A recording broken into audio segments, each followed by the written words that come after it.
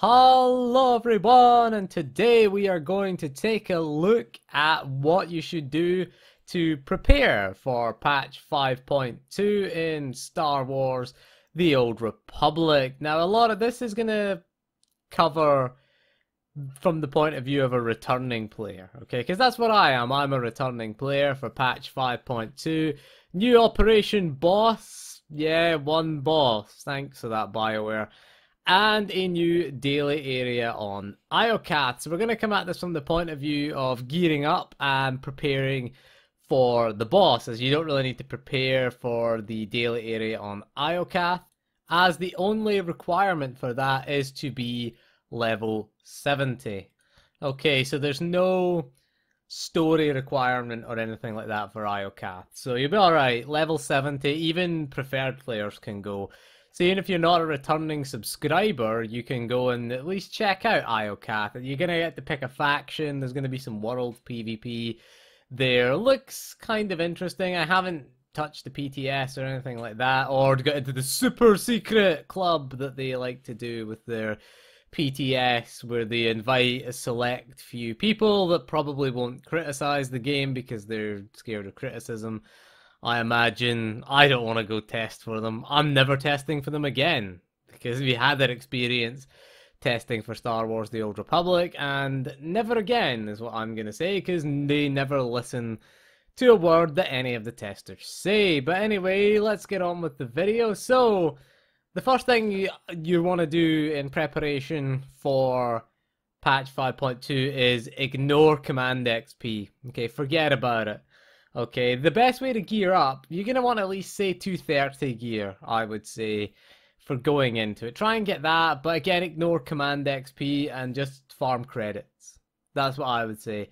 Farm credits, go to the GTN and buy it. In patch 5.2, we are going to completely ignore command XP, as the bosses are going to be dropping loot again, so that's good for us. It means we can target specific pieces of loot. So if you've got a boss that drops the chest piece, for example, and you want that for your character, what you can do is farm it on your main. First do it on your main, and then farm the crap out of that operation on all your alts until you win the piece. So we can go back to the sort of 4.0. The only difference is we won't be getting best in slot, which is fair enough, really. We don't really need we don't really need best in slot gear. You can farm EV, KP, HM with next to no gear. It doesn't really matter what your gear is. You can quite easily farm those operations for gear. So if you want sort of, what is it, 236, those two drops? So if you want those kinds of gear, then you can do that. You will get command XP as a byproduct. Treat command XP as a kind of temporary system, but I wouldn't focus on it. There's no need to farm it as aggressively as in 5.0 and 5.1. Also, the patch is bringing the command XP buff, although they said that they will make changes to content for command XP, but personally, I'm not going to pay attention to it. I'm just going to go in, raid, do those bosses, and you'll get a guaranteed piece of gear. To prepare for the new boss Tithe, I would say get to 230. If you're only doing story mode, you don't really need the set bonus. I haven't seen any. There's some videos up, but I haven't actually seen any on Tithe. I don't watch videos of bosses going in. I hate doing that. I like going in blind, because I think for me, it's part of the experience of doing a new raid. What I might do is not bother with Tithe at all and just wait for the whole raid to be released. I'm kind of in two minds, because one boss and that's it. It's gonna be, do you think that's gonna carry the content for a while? I don't think it is. I think Iocath needs to be something decent. It is gonna have a faction reputation grind. Again, the faction is gonna be your choice. You are going to get either Alara or Quinn, so you're going to pick Alara, aren't you? Just think about it. I mean, they could have made it a better choice, really. They could have made it Kira or Alara. At least that would have made it interesting. Or Mako or Alara. At least that would have been a choice. It's not really a choice, BioWare. But then again, BioWare are not about choices in their games. Because who's going to pick that traitor Quinn, really, when you can have Alara? Alright, I mean, you know, she's a stuck-up ex-Imperial Republic officer, but you're gonna pick her every time over that traitor. I mean, unless you get to kill Quinn. Really, I still want to kill Quinn on my warrior. I really want to kill Quinn, so I would love to have that opportunity. I would say farm credits is the main thing that I would suggest, and buy the gear on the GTN.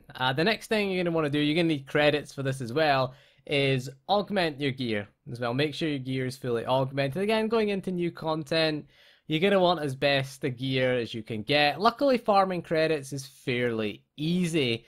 You can do the existing operations right now. There's no real harm in doing that. I did EVHM the other day there and managed to get a helmet out of it. Managed to get a headpiece that dropped randomly from the first boss, which was nice. Only 2 pieces of gear dropped. Again, that was a terrible system. Who thought that was a great idea of having random gear drop from bosses? That was a stupid idea. At least loot tables are going back on the boss. That is a huge advantage for us, at least returning players. I mean, I feel sorry for those people who stuck it out through 5.0 and 5.1. I fucked off halfway through February and went, nope, not subscribing for this shit. It was terrible, the random gearing, but at least they've taken some of the random elements out of it with bosses dropping loot. You're still gonna need to grind, you're still gonna need to get command XP, but you're not going to need to focus on it and be the sole focus that you really need to be working on. Hopefully flashpoints drop gear. Hopefully uprisings are made so that they're useful, at least. Because uprisings were just a one and done deal. There's no new uprisings coming with 5.2. But yeah, uprisings are useless. Flashpoints, pretty much useless. At least there's a new operation. At least operations are still worthwhile. New ops boss, kind of interesting. I may look for a guild. That's the other thing I want to say. I didn't script this out, you can tell. I don't script my Star Wars The Old Republic videos. To hell with that. I ain't writing a script for these. Another thing is finding a guild if you want to raid. I doubt you're going to be able to pug tithe because people are going to have ridiculous gear requirements for them. But yeah, you're going to want to at least look for a guild. It is actually not a bad time to recruit if you are a guild because people are going to be returning. That's the thing. People are going to return. I don't know whether I want to do tithe or not, to be honest with you. Probably just do story mode and then it'll be a one and done deal. I'm not really too interested in raiding anymore. I don't want to commit myself to Star Wars The Old Republic full time. Subscribe for a month, see what it's like, and then bugger off. That's going to be my strategy going forward, and we'll just take it on a month-to-month basis. We'll subscribe. As soon as I subscribe, I cancel now, just because that's the way I want to do with it. So find a guild, grind credits, ignore command XP. There you go. That's the ways I'm going to prepare for IOCATH. Get to level 70 is the other thing you want to do. But anyway, that is all for this video, so thank you for joining me, and we'll see you again soon, and goodbye.